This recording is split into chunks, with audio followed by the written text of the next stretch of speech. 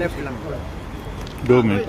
आज राष्ट्रवादी महत्त्वपूर्ण बैठक पार पडलेली आहे. काय नेमकं बैठकीमध्ये चर्चा झाली? पवारसाहेब मध्ये मध्ये अशा बैठका घेत असतात. राज्याच्या समोरचे प्रश्न आणि वेगळे इश्यूजवर सविस्तर राज्यातल्या प्रश्नांच्या बाबतीत चर्चा झाली.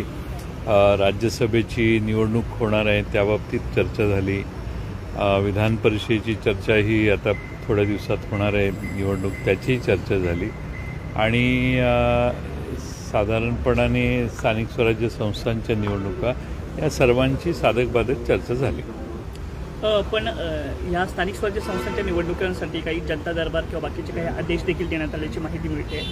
नाही, महाराष्ट्रात राष्ट्रवादी काँग्रेस पक्षाचे सर्व मंत्री जनता दरबार करतायतच. मुंबई आमच्या हेडक्वार्टरमध्ये पक्ष कार्यालयात दररोज जनता दरबार असतात. लोकांचे प्रश्न सोडवण्याचं काम मोठ्या प्रमाणात आमचे मंत्र्यांच्याकडून होतं आहे आणि जिल्ह्यात जाऊन देखील ते लोकसंपर्क करतील आणि करतायत. राज्यसभेच्या 6व्या जागेसाठी 7वी उमेदवारी देखील दाखल झाली आहे. अर्थातच घोडे बाजार मोठ्या प्रमाणात राहणार हे चित्र निश्चित झालेलं आहे. अपक्षांची कुठेतरी मनधरणी करण्यासाठी राष्ट्रवादी नेमकं कसा प्रयत्न करते किंवा महाविकास आघाडी कसा प्रयत्न करते? नाही, मला असं वाटतं की भारतीय जनता पक्षाने जो उमेदवार तिसरा उमेदवार उभा केलेला आहे त्याच्यामुळे घोडेबाजार होण्याची शक्यता आहे आणि त्यामुळं तो घोडेबाजार टाळणं, आणि मला खात्री आहे भारतीय जनता पक्षालाही तो घोडेबाजार अपेक्षित नसावा, त्यामुळे त्याच्यावर निर्णय अर्ज मागे काढून घेण्याच्या आधी काहीतरी निर्णय ते करतील अशी अपेक्षा आहे आम्हाला. स्थानिक स्वराज्य संस्थेमध्ये काय कोणत्या पक्षाबरोबर युती वगैरे करण्याचं काय ठरतंय का? कारण शिवसेनेबद्दल आमची महाविकास आघाडी आहे. तिन्ही पक्ष आम्ही ज्या ठिकाणी शक्य आहे त्या ठिकाणी एकत्रित येणारच आहोत, त्यात काही अडचण नाही. 6व्या जागेसाठी एकंदरीत असं चर्चा होती की प्रफुल्ल पटेल यांना 47 मतं देण्याचा कुठेतरी विचार आहे किंवा चर्चा असं काही आहे का? कारण 42 मतांची गरज आहे आणि 5 मतदान 10 तारखेला आहे, त्यामुळं त्याविषयी इतकी ही जरा प्रीमॅच्युअर चर्चा होते असं मला वाटतं. अजून बराच वेळ आहे. राज्यात जातीनिहाय कुठेतरी जनगणना होणं अपेक्षित आहे अशा पद्धतीची धारणा राष्ट्रवादीची आहे. मात्र कुठेतरी महाविकास आघाडीने याविषयीची पावलं उचलावी, याविषयीचा निर्णय काय होणार आहे का? जातनिहाय जनगणना होणे आवश्यक आहे आणि राष्ट्रवादी काँग्रेस पक्षाची तशी मागणी आहे, भूमिका आहे आणि त्या दृष्टीने राष्ट्रवादी काँग्रेस पक्षाच्या वतीनं मी माननीय मुख्यमंत्र्यांना देखील या बाबतीत सर्वपक्षीय बैठक घ्यावी अशी विनंती आज करणार है। पटेल साहब, राज्यसभा के चुनाव को लेकर कल नॉमिनेशन वापस लेने का 3 बजे तक का समय है। ये चर्चा है कि बीजेपी कह रही है कि अगर राज्यसभा में से अगर महाविकास आघाड़ी तीसरा उम्मीदवार पीछे ले लेती है तो बीजेपी फिर विधान परिषद के चुनाव में निर्विरोध करने की प्रयास करेगी, मतलब उम्मीदवार नहीं देगी। ऐसा कोई प्रस्ताव आया है क्या? मैं अभी कोई चर्चा में शामिल नहीं हुआ हूँ, शायद चर्चा चालू होगी। कल दोपहर तक 3 बजे तक इसका अंतिम निर्णय क्या होता है वो पता पड़ेगा।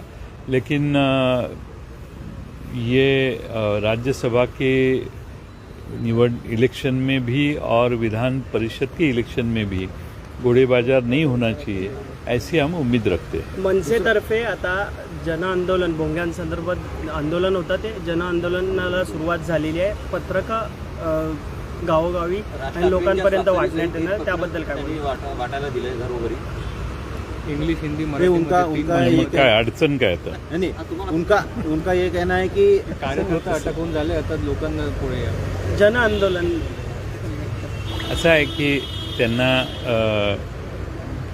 चर्चेत राहण्यासाठी काही प्रयत्न काही पक्ष करत असतात आणि त्यामुळं त्यांच्या जन आंदोलनाला किती स्वरूप तयार होणार याच्यावर आपण त्याच्यावर भाष्य करू। आज त्याच्यावर काही बोलण्याची आवश्यकता नाही आहे। आंदोलन अजूनही संपलेलं नाही असं पण त्याच्यात लिहिलेलं आहे,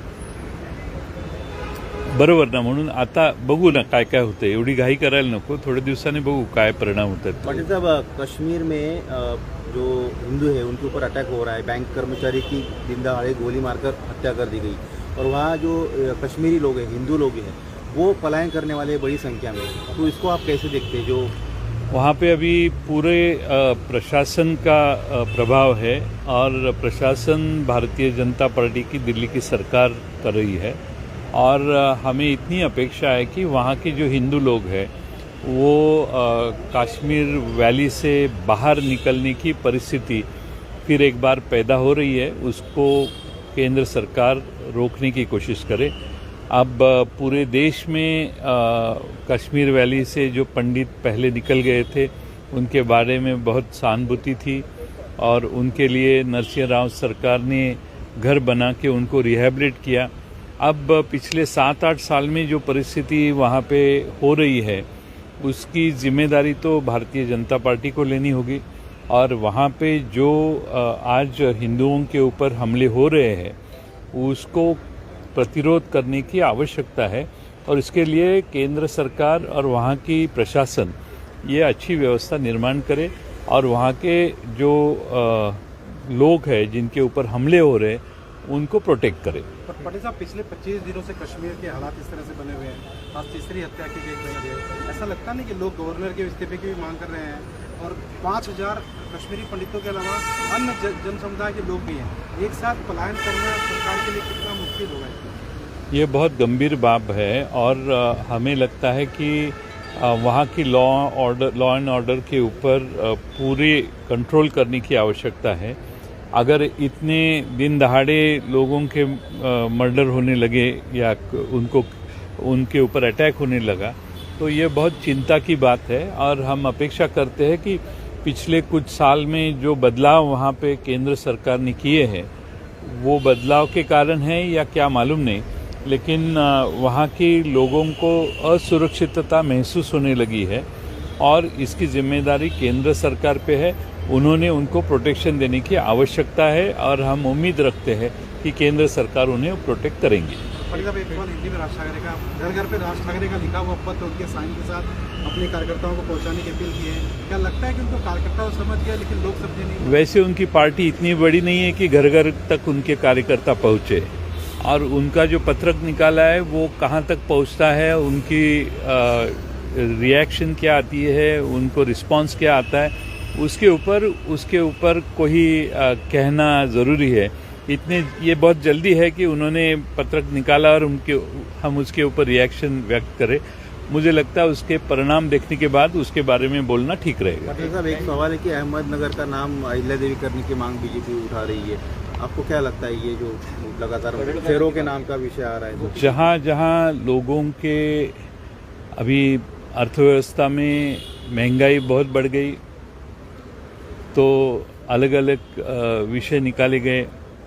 अब ये नया विषय है, लोगों के प्रश्न, लोगों के सवाल, लोगों की समस्या बहुत अलग अलग है। मुझे लगता है कि हर सरकार की ये जिम्मेदारी है कि वो उस प्रश्न पे कंसंट्रेट करे और वो प्रश्न का मसला निकालने की कोशिश करे, हल निकालने की कोशिश करे और वो हल निकालते हुए ये जो बाकी के प्रश्न उठाते हैं इससे ज़्यादा महत्व जो है वो लोगों के सवाल, जो महंगाई है, अलग अलग सब प्रश्न हैं, वो सुलझाने के लिए कोशिश करना, इसको हम प्रायोरिटी देते हैं। पाटील साहेब, गोपीचंद पडळकरांनी मुख्यमंत्र्यांची नाव एक पत्र लिहिलं आहे, अहमदनगरचं नाव बदलून अहिल्यानगर करावं असं त्यांची मागणी आहे। त्याचसोबतच अनिल गोटे तुमचे नेते आहेत, त्यांनी पण एक आक्षेपार्ह वक्तव्य केलं होतं त्या संदर्भात। काय केलं?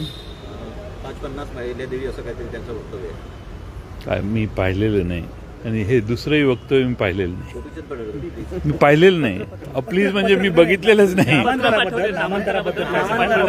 मी पाहिलेलं नाही, त्यांचं म्हणणं काय ऐकलेलं नाही, त्याच्यामुळं त्यांच्यावर भाष्य करण्याची काय आवश्यकता नाही आणि बाकीचे बरेच प्रश्न महाराष्ट्रासमोर आहेत। सर, काँग्रेसच्या चिंतन समितीमध्ये नाना पटोले यांनी पुन्हा एकदा स्वबळाची हाक दिलेली आहे। एकीकडे राष्ट्रवादीची बैठक होते की स्थानिक पातळीवर आघाडी कशा प्रकारे होईल, मात्र दुसरीकडे आघाडीतीलच काँग्रेस पक्षाकडून वारंवार एकला चलोऱ्याचा नारा दिला जातोय, नेमकं कुठं घटकतंय?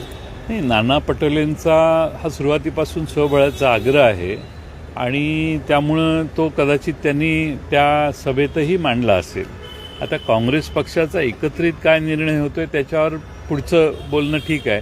नाना पटोलेंचा व्यक्तिगत तो आग्रह आहे, हे बरेच हे सरकार ते सभापती पदापासून अध्यक्षपदापासून पायउतार झाल्यानंतर, पक्षाचे अध्यक्ष झाल्यानंतर त्यांनी ही भूमिका अनेक वेळा मांडलेली आहे, ती काही नवीन आहे असं मला वाटत नाही। धन्यवाद सर।